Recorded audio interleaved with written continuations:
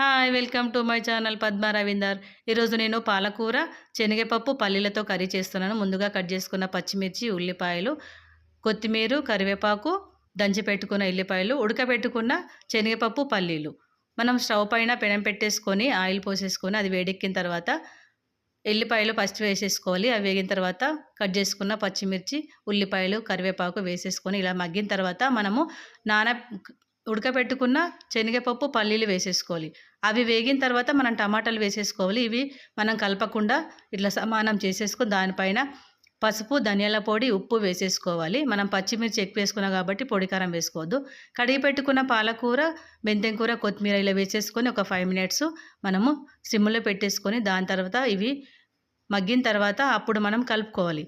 ఇప్పుడు కలిపేటప్పుడు పసుపు, ఉప్పు అన్నీ కలిసిపోతాయి కాబట్టి ఇలా మంచిగా కలిపేసుకొని మొత్తము మళ్ళీ ఒక 5 మినిట్స్ మనము సిమ్‌లో పెట్టేసుకొని మూత పెట్టేసుకోవాలి. ఫంక్షన్ స్టైల్‌లో ఇలానే చేస్తారు. నేను కూడా అలానే చేశాను. చాలా బాగా కుదురుతది. మీరు కూడా ఇలా ట్రై చేసి చూడండి. ఇలాంటి వీడియోస్ మరిన్ని రావాలంటే లైక్ చేయండి, షేర్ చేయండి.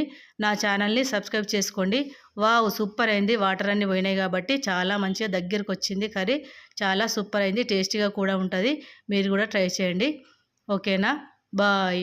ఇప్పుడు కొత్తిమీర ఏసేసుకొని మూత పెట్టేసుకోండి. లాస్ట్‌లో దింపేసుకోండి. ఓకేనా? బాయ్.